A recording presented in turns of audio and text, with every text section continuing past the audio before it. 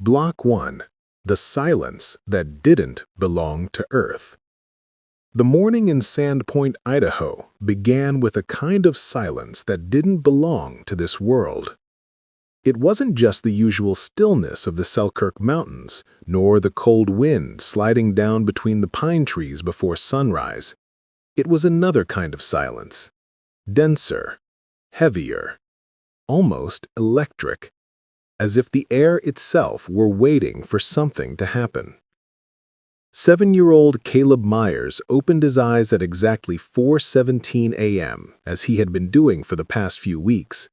The bluish dawn light slipped through the bedroom curtain and streaked across the carpet with a cold, metallic glow. He didn't move right away. His chest rose and fell quickly, as if he had been running before waking up. There was a strange taste in his mouth, the taste of warm air mixed with metal. The first memory came like a flash. A violet sky, ribbons of golden light cutting across the horizon, a harsh wind that felt like it passed through the skin instead of over it, and a sharp, pulsing sound, as if the planet itself had a heart beating through the rocks. Caleb sat up slowly. His hands were freezing, his breath short. The room felt too small to contain what he was reliving. It wasn't a dream. It wasn't imagination. It was memory. He knew that. He felt it inside his body. The door opened with a soft creak. Her mother walked in, her brow tightening when she noticed he was already awake. "Caleb, did you have another one of those nights?" He took a while to answer. His eyes were fixed on the window, where a pale, pulsating point flickered behind a long cloud. "It's not a dream, Mom. It's a place where I lived before I came to Earth." Her mother froze. The silence in the room thickened. "Caleb, what place is that?" He inhaled as if pulling something from far, far away. "It doesn't have a name you can speak. It's a sound of light, not a voice." A shiver crawled up her neck. That kind of answer didn't come from cartoons or movies or anything he consumed. It was too deep. "Tell me what it was like," she asked, sitting on the edge of the bed. Caleb closed his eyes and let the memory rise. He remembered the light first. It wasn't like sunlight. It was a light that seeped through the cracks of the horizon, alive, pulsing, like golden veins running beneath the surface.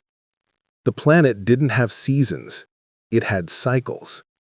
And each cycle came with vibrations in the air, sound waves that passed through the body, giving the skin goosebumps. To the inhabitants, that was normal. It was the planet communicating.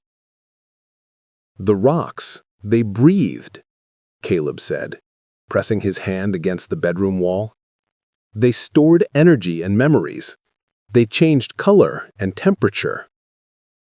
Her mother tried to stay calm. "And your city? What was it like?"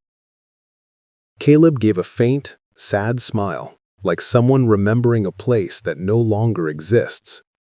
It sat on a white plain, white like crushed crystal. The houses were made of thin layers of living materials, like glass that moved slowly. Her heartbeat quickened. "How do you know that?" "Because I remember the smell of cold air mixed with metal." She didn't understand the sentence, but the way he said it made sense, a kind of sense she didn't want to admit. "And you? What did you do there?" Caleb looked down at his chest, as if recalling an old weight. "I was part of a group. We took care of the planet's light. It came from within, and we monitored it when it got weak. The light warned us when the planet was sick." Her mother covered her mouth. "Sick? How?" Something was changing inside. The light was losing strength. The surface trembled from underneath. And there were some who knew the reason. His voice grew softer. They showed us, the ones who knew the truth. What truth? She whispered. Caleb blinked slowly, as if trying to push through the memory. That the planet didn't disappear on its own. Her blood ran cold. Caleb, what does that mean? He was about to answer when the entire bedroom vibrated, just for an instant. A quick wave. The window rattled. The lamp shuddered. The air seemed to shift temperature. The sound was identical to the one he heard in his memories. Her mother's eyes widened. You felt that? Caleb nodded. They're searching. Searching for who? He turned his head slowly, far too calm for a 7-year-old. Searching for me. Her breath broke. She tried to speak, but Caleb continued. NASA saw similar signals weeks ago. They thought it was just interference. But it wasn't. It was the same kind of light that existed there. She was frozen. Caleb, how do you know that? He looked again at the pale point in the sky. Because the light always returns when the moment is approaching. What moment? Caleb closed his eyes. The same one that destroyed my planet. Silence. A silence that felt alive, pulsing, breathing with the walls. And now, he whispered, they want to know if I still remember. Before her mother could respond, the wind struck the window with a metallic sound, different, almost like a call. Caleb took a deep breath. Mom, the second block of my memory is the worst part. Subscribe to the channel and turn on notifications to stay updated on incredible stories like this one. Now, what the boy is going to reveal in the second block will leave you speechless. Block 2. The world that existed before the silence. Sandpoint woke up swallowed by a thin fog that drifted through the streets like a slow breath. The Myers house remained quiet, but inside Caleb's room, a new weight filled the air. The boy was sitting on the floor, his hands pressed against the carpet as if trying to sense something through it. His eyes were fixed on a distant, invisible point. His mother watched from the doorway, too afraid to interrupt whatever was happening inside him. When he finally spoke, his voice came out low but steady. I remember the sky first. His mother stepped in slowly. The air smelled colder, almost metallic, as if the room were connected to somewhere else. The sky? From there? Caleb nodded. It wasn't blue. It was violet. Not a normal violet. It was deep, like there was light behind it. And it changed according to the planet's cycle. When the cycle began, silver lines appeared in the sky. When it was ending, golden patches appeared, like shimmering dust floating through the air. He ran his hand along his arm, feeling his hairs rise. The light touched everything differently. It didn't come only from above, it came from below, too, from inside the ground. His mother swallowed hard.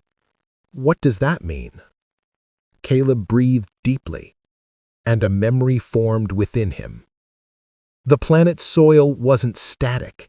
It was alive. In some regions, it was made of white crystals that emitted light when the temperature changed. In others, it was dark, dense, with deep fractures where golden strands slowly moved. The temperature shifted from place to place. Regions of sharp cold where the air burned the skin, and warm regions where the wind carried bright particles like glowing dust.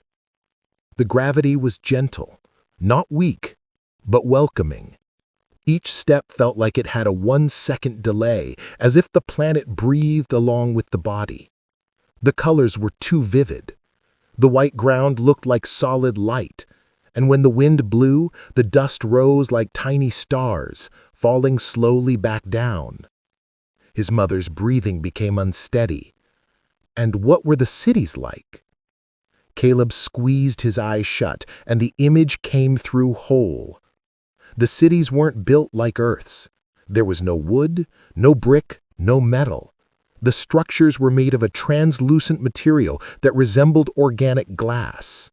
Thin layers shifted, expanded, and contracted as if they were alive. The walls breathed. They absorbed light during the cycles and released heat during the silvery nights. Each building had a specific function. Some stored energy, others filtered the atmosphere, others transmitted signals. My house was like a cocoon. When we got close, it recognized us. It opened, closed, changed color when it needed to warn us about something. His mother frowned. Warn? About what? Changes in the planet. Failures in the light. Unexpected vibrations. The streets were wide but quiet. The ground was made of a dark mineral that reacted to pressure, glowing blue with each step someone took. It was their tracking system. Everything in that world was connected by light: energy, communication, transportation, defense. And the people? What were they like? Caleb took a moment. His eyes were shining. They were tall. Their skin was pale, but not white. It had a glow. Large eyes, pupils that changed size depending on the light. And they didn't speak the way we do. His mother stepped closer. How did they communicate? With waves. Waves of light, waves of sound, and sometimes just with thought. It wasn't telepathy. It was more like a feeling that turned into a word inside your mind. The air grew heavier around them. And you? Were you one of them? I was small, like I am now, but their children learned early. We studied the behavior of the light, the vibrations of the planet, how the energy flowed beneath the crystal layers. His mother inhaled sharply. That's science, Caleb, not something a child would say. He looked straight into her eyes. There, it was. The planet's educational system was divided by cycles. In the first cycle, children learned to identify types of light. In the second, they learned how vibrations worked. In the third, they learned to manipulate small fragments of energy used to light structures, move objects, or activate mechanisms. And your role? What did you do there? Caleb dug his fingers into the carpet. They were trembling. I was part of the group that monitored the planet's light. We watched when it changed color, when it pulsed stronger, when it weakened. His mother sat beside him, her heart racing. Why was that important? Because the light was the planet's life. Without it, everything stopped. The cities dimmed, the rocks grew cold, the atmosphere shifted. He looked toward the window, as if searching for the violet sky. We knew something was wrong. The light was getting sick. His mother's body trembled. Sick. It didn't respond like before. Instead of pulsing slowly, it flickered too fast. The fractures in the ground widened, and shadows appeared where no shadow should exist. The memory shook him. His chest rose and fell quickly. One day, I saw what no one was supposed to see. I entered a forbidden chamber. It's where they kept the root of the light, the core. It was changing. The color was wrong. A new vibration was there, a vibration that didn't belong to the planet. His mother touched his shoulder. Caleb, you were just a child. How did you get inside? He kept his gaze on the void. The door opened by itself for me. A heavy silence filled the room. The others said that only that happened to someone connected to the light, but I didn't understand what that meant. His mother tried to grasp the weight of his words. Was that why you were in the group? No. I was there because someone put my name on the list, but no one ever told me who. The room's temperature felt like it had dropped. The wind outside scratched the window. After that day, he said softly, they started watching me, closely. I didn't know if it was protection or fear. His mother hugged him gently, but Caleb didn't react. He was far away, very far, still trapped in the image of that luminous, breathing world around him. The planet changed after that. The sky's color began to fail. The cities trembled more. The light inside the walls grew weak, like it was scared. He slowly turned to his mother. It was the beginning of the end. The wind outside grew stronger, as if answering him. And the worst part is that whatever destroyed my planet didn't stay there. Didn't stay where? Caleb drew a breath, his eyes glowing with fear. It followed the light, and the light is here now. The whole room seemed to hold its breath. Share your opinion in the comments. It's important for this discussion. Get ready, because what comes in the third block about the boy's life is truly astonishing. Block 3. The technology that should not exist. The afternoon moved slowly in Sandpoint, but inside the Myers home, time seemed to follow a different logic. The light coming through the living room window had a pale yellow tint, and the air felt charged, as if something invisible were vibrating all around. Caleb sat at the table with both hands pressed flat against the wood. His fingers trembled slightly, not out of fear but effort, as though he were trying to hold on to a memory too enormous to contain. His mother approached quietly, setting a cup of hot tea beside him. The steam rose and distorted the cold air with tiny waves. "Son, what are you trying to remember?" Caleb didn't respond immediately. His eyes were fixed on empty space ahead of him, as if an image were forming inside him, layer by layer. When he finally spoke, his voice came out rough. The technology. The one that kept everything alive. The one no one fully understood. Not even the elders. A chill ran down his mother's spine. "Tell me, Caleb, what was it like?" The boy took a deep breath, and the memories began to reorganize, a continuous stream, as if they had been stored in some deep place inside him.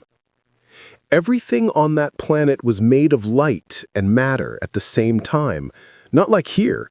There, the materials reacted to the energy of the environment. They changed, grew, were shaped by sound, vibration, and intention. His mother frowned. Intention? When you knew what you needed it to do, the material responded. If you needed it to be rigid, it hardened. If you needed it to be light, it softened. It was alive and obeyed purpose. He brushed his hand along his arm, shivering. The cities built themselves if you guided them. The buildings grew layer by layer like sheets of transparent crystal. Each layer vibrated at a different frequency, creating strength, temperature, and color. His mother covered her mouth in astonishment. "And you had vehicles?" Caleb nodded. "But they didn't have wheels. They moved through light. There were invisible trails in the air, like glowing threads. The vehicles connected to these threads and slid along them. They never touched the ground. They made no sound. Only a faint breath and a soft vibration. The vehicles had organic shapes, like elongated shells, capable of changing color depending on their speed. The energy came from crystals that absorbed the planet's light. When those lights weakened, the vehicles lost power. Everything depended on the world's health." "And weapons?" her mother asked carefully. Caleb lowered his gaze. "They weren't for attacking, they were for shielding. They created waves of light that pushed away anything trying to corrupt the core. But near the end, They started to fail. A shadow crossed the boy's face. Something was interfering, something that used the planet's own light against it. His mother felt her heart tighten. And how did you know that? Because the central systems began sending signals, lights flickering in the wrong color, vibrations too fast. When that happened, it meant something was moving inside the structure of the energy. He took a deep breath, his voice dropping lower. And that's when I saw what I wasn't supposed to see. Her mother stepped closer. "What did you see, Caleb?" The air seemed to grow colder. The boy stared at the floor, afraid to face the memory. The core chamber. His hands clenched tightly. It was forbidden to go there. It was the planet's heart, where the light was born, where all cycles began, where energy was distributed to the cities. Her mother swallowed, imagining something vast, indescribable. What did it look like? Caleb closed his eyes. The image appeared in full. The chamber had no walls in the way we understand. It was an enormous sphere made of living crystal layers that pulsed in shades of gold, violet, and silver. Each pulse created waves that passed through the body as though the planet were breathing inside that room. In the center was an arched structure, like intertwined roots of light, forming a glowing, nearly white core. When I walked in, the lights were weak, and there was a shadow inside them, a shadow that shouldn't exist. Her mother shuddered from head to toe. A shadow? Inside light? Yes, it was like a hole inside brightness, like something was corroding the energy, and when I got closer, he paused for several long seconds. The light changed color. It changed because of me. Her mother's stomach dropped. What does that mean? Caleb exhaled. The core recognized me. Silence fell over the room, heavy, almost tangible. And after that, her mother asked, her voice trembling, the superiors came to speak with me. They said I had access to things even they didn't. They wanted to know how I entered, why the door let me through, but I didn't know how to answer. He slowly lifted his head. I only knew that the planet knew me, as if I were part of it. His mother pressed her hand to her chest. That's impossible. Caleb shook his head slowly. There, it wasn't. The window light washed over them for a moment, and something shifted in the atmosphere. The table vibrated faintly, as if a short wave of energy had passed through the house. The sound was subtle, but real. Her mother looked around frightened. Caleb, did you feel that? It's the same pattern, the same frequency that came before the collapse. Her mother froze. Collapse of what? His eyes grew wet, not from tears, but from a distant memory. The planet. It started this way. Small vibrations, lights changing color, shadows forming near the chambers. Her mother covered her mouth. And no one could stop it? Caleb lowered his gaze. Because they didn't understand the source of the problem. They thought it was an internal malfunction, but it wasn't. It came from outside. Something that responded to the light, as if it were hungry for it. Her mother's breath hitched. And you saw this happen? I saw the beginning. I saw the light lose strength.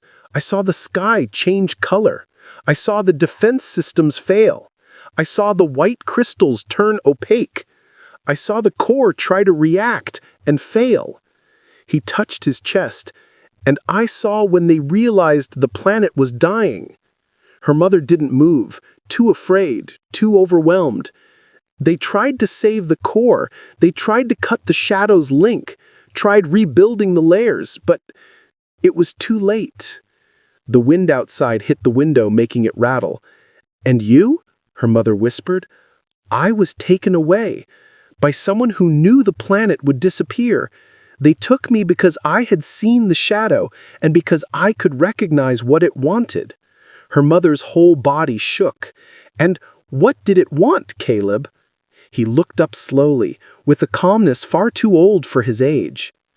Everything that had light. The silence that followed felt like it sucked the air out of the room. And now it is searching again, searching for the ones who remember. Her mother took a step back without realizing she was holding her breath. Caleb, what destroyed your planet? Is it coming here? He didn't answer, but the slow blink he gave was worse than any words. If this story is keeping you hooked, subscribe to the channel and turn on notifications. We bring incredible stories like this 3 times a week. Get ready because what comes in the 4th block shocked even the most skeptical viewers. Block 4. The day the light stopped breathing. Night fell over Sand Point like a heavy cloak. The wind blowing through the pine trees carried a strange sound, an almost imperceptible vibration, as if the air were trying to say something it couldn't translate into words. Inside the Myers home, every light was off, except for a dim lamp in the living room. The mother paced back and forth, restless, while Caleb remained seated on the couch, motionless, his eyes lost in the void. It wasn't ordinary silence. It was the same silence that came before something he already knew. "Caleb," his mother called, her voice rough, "what are you feeling right now?" He took a long moment to answer. When he finally did, he sounded far away. It's the same sound, the same pattern from the day everything started to disappear. His mother froze mid-stride. "From the planet?" Caleb nodded without blinking, his gaze fixed on an invisible point in front of him. The air felt heavier, colder. He said, "The light stopped breathing, and when that happened, everyone knew the end had begun." His mother sat beside him, trying to steady her trembling hands. "Tell me how it was, Caleb. I need to understand." Caleb's eyes blinked slowly, and the memory swallowed him whole. The planet had its own rhythm. The light pulsed in perfect intervals, like a steady heart. But that day, it faltered. First, a weaker pulse, then a pause longer than normal. The house's walls grew opaque, the white ground lost its glow, the violet sky darkened with patches, as though it were being drained from the inside. "Everything got too quiet," Caleb murmured. "Even the wind." He inhaled deeply. The children were sent to the observation chambers. The adults went to the core. But when they got there, it was already too late. His mother closed her eyes, imagining the scene. "What happened, Caleb?" The core changed color. It was no longer white. It turned gray, like it was dying. And there were cracks of light leaking out like blood. Her heartbeat quickened. "And the shadow?" Caleb tightened his fingers against the cushion, his expression tense. It was bigger, much bigger. It wasn't just a spot anymore. It had shape, it had movement, and it fed on the light, drank the planet's energy as if it were alive. His mother leaned back on the couch, not noticing her own breath stop. Did they try to fight it? Yes. All the defense systems were activated. Waves of light were fired, but the shadow absorbed everything. It was like a whole devouring energy. The more they tried to push it away, the stronger it became. He rubbed his face, as if feeling the heat of that memory. And then, the cities started to break. His mother's eyes widened. Break? The living structures couldn't withstand it. The organic crystal began collapsing, layer by layer. The walls breathed with difficulty, like they were suffocating. The ground shook for hours. The light inside the homes flickered, dimmed, returned faint. It was like watching a giant body die in agony. His mother pressed a hand to her chest. And you? Where were you? Caleb stared at the carpet, as if he could see the white ground of that other world beneath it.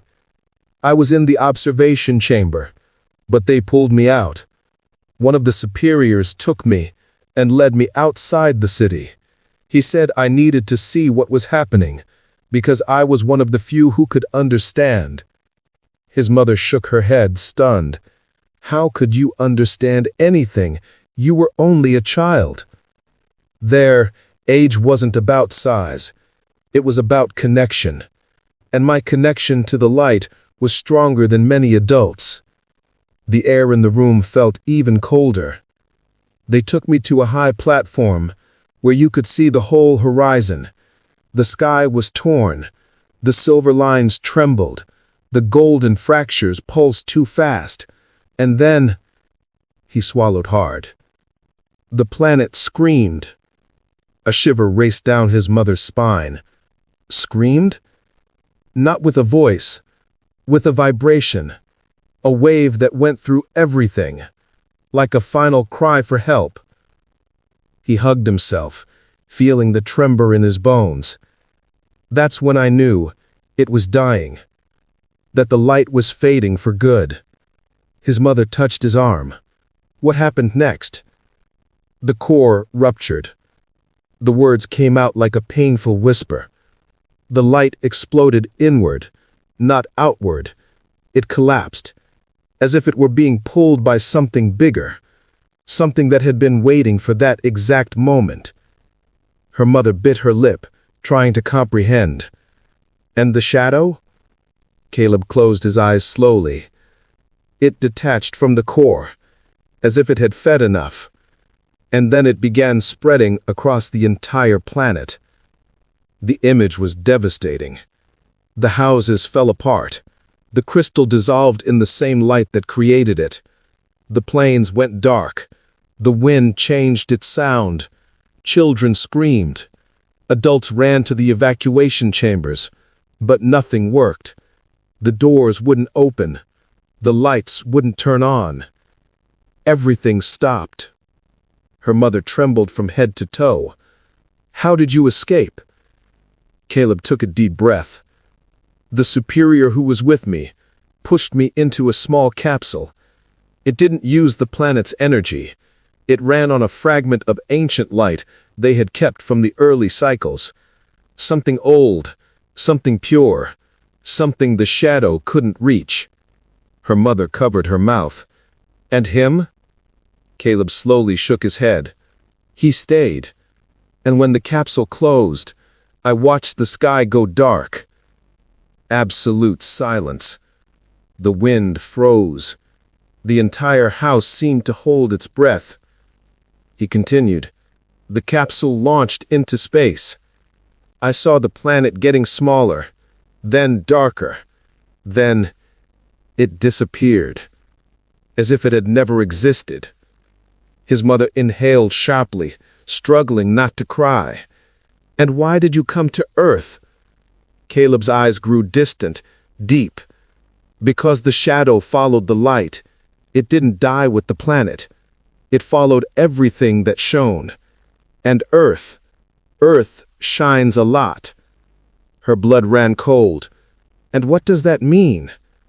That the shadow can find those who remember, those who recognize the vibration, those who were connected to the core. Her heartbeat quickened. Caleb, do you think it's coming for you? He turned his head slowly. I know it is. The sentence hung in the air like a blow. And NASA, what do they have to do with this?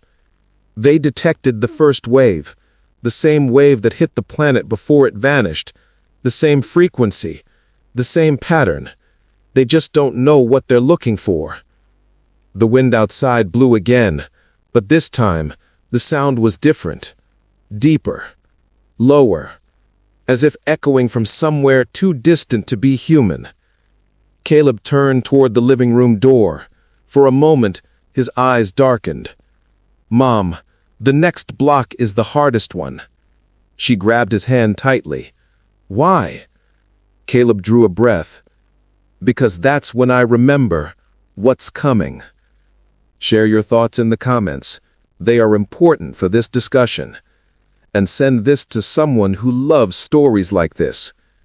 Get ready, because what comes in the final block will make you rethink everything you understand about life. Block 5. The Last Light Before the Return. Dawn had not yet come, but the night over Sandpoint felt heavier than ever. The streets were empty, suspended in a thick, unmoving silence, the kind of silence that does not belong to a living place. Inside the Myers home, the atmosphere was even stranger. The temperature shifted from minute to minute. The floor vibrated faintly, as if something beneath it were breathing. And Caleb sat in the center of the living room, legs crossed, eyes open, staring into the darkness. His mother stood near the kitchen, watching him with her heart clenched. Something was different about this night, something she couldn't explain. The air around him felt colder, as if the environment itself were responding to whatever Caleb remembered. "Son," she whispered, "what are you seeing now?" He didn't blink. "It's not seeing. It's hearing. The light is speaking to me again." His mother took a hesitant step forward. "What is it saying?" Caleb turned his head slowly, his eyes reflecting a strange flicker, as if an invisible light pulsed inside them. "That the cycle has begun again." The silence thickened. "The cycle? From your planet?" "Yes, but not there. Here." His mother felt her stomach sink. "Caleb, I need to understand. Why did you reincarnate on Earth? Why did you end up here?" He blinked slowly, almost painfully. "Because I carried what was left of the pure light. The fragment, the part the shadow could not reach. When the planet disappeared, I had to take it somewhere so it wouldn't destroy everything." The air turned colder still. "And you chose Earth?" "I didn't choose. I was brought.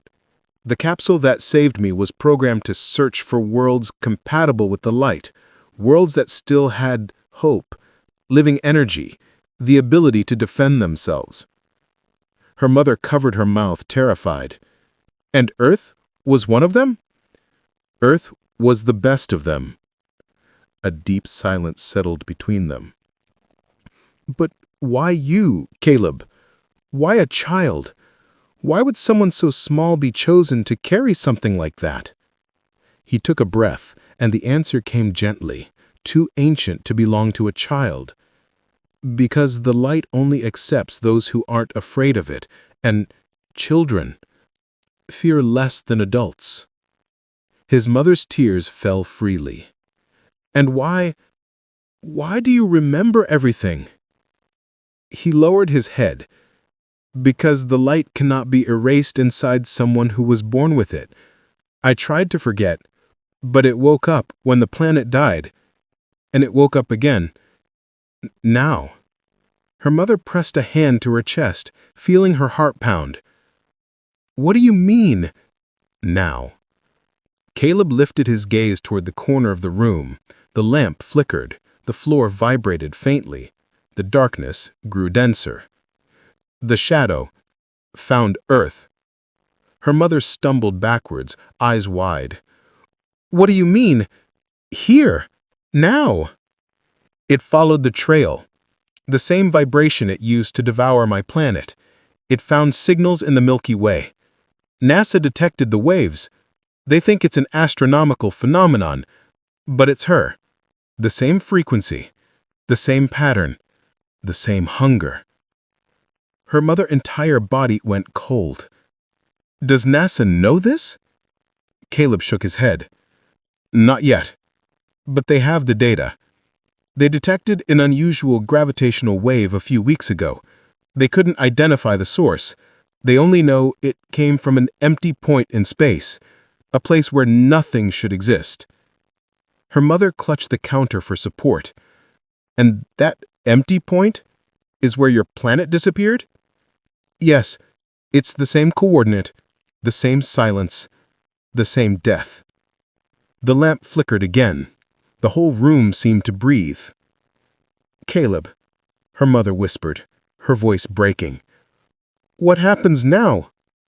He turned slowly toward the window. A faint, almost imperceptible light pulsed outside. It wasn't from a car, nor a street lamp. It was something deeper, a vibration glowing in the air. It's going to try to do here what it did there. It's going to try to consume the light. Her mother pressed a hand to her heart. "Son, what can you do? Do you still have that fragment?" Caleb nodded. "It's inside me, not like an object, but like a sound, a vibration, a shimmer only I can see. A piece of the core that recognized me. That's why I remember. That's why I feel. That's why she searches for me." Her mother approached slowly. "And can you use that fragment?" He inhaled deeply, his eyes glowing faintly. "I'm afraid." "Afraid of what?" "That if I use it, she will find me completely, and then I won't be able to run." Her mother fell to her knees before him. "Caleb, you don't have to face this alone." He touched her face gently, too gently for a human child. "No one can face the shadow alone, not even on my planet, but here. Earth has something my world never had." She lifted her gaze, searching for hope. "What is that?" Caleb smiled, a smile with sadness and determination intertwined. "Time. The shadow is still far. Still coming. It hasn't arrived yet. And the more time I have, the more I can remember, the more I can understand, the more I can awaken what remains of the light." Her mother closed her eyes as silent tears fell. "And what do you have to do?" Caleb looked at the ceiling, at the floor, at the walls, as if he could see through them. "I have to teach Earth how to defend itself, the same way we tried to defend my planet. But this time, without making the same mistakes, without waiting too long, without ignoring the signs." The air trembled, the window vibrated, another light passed outside, stronger, closer. Her mother grabbed his hand. "Is that her?"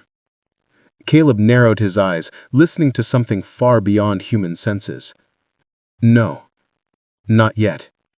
But it's the echo, the warning, the first step of her approach." Her mother leaned closer, hugging him tightly. "What are you going to do, Caleb?" He wrapped his arms around her. "I'm going to remember everything, every detail, every cycle, every error, every shadow, everything I need to protect Earth." A deep silence fell, a silence with weight. Caleb opened his eyes and whispered, "Because now, the light is with me, and it cannot die twice." Her mother pressed her forehead to his. "I'm with you, son." Caleb closed his eyes, breathing slowly, as if absorbing his lost planet into his chest. "Let's begin then, because what's coming isn't just darkness.